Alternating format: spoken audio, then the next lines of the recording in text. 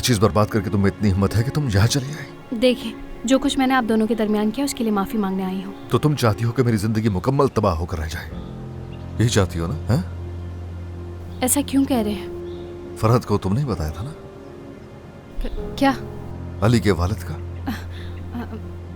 किस वालिद की बात कर रहे हैं? मैं नहीं जानती। मुझे घुमाने की कोशिश मत करना।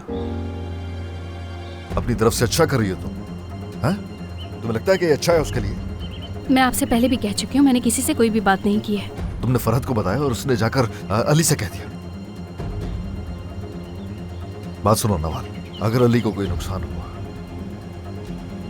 अगर अली दूर हुआ अपने भाई से, अली मेरे लिए हर चीज है, समझे?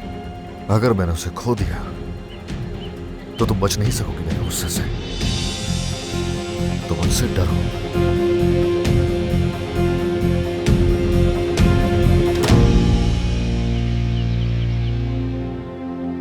क्या चीज हो तुम?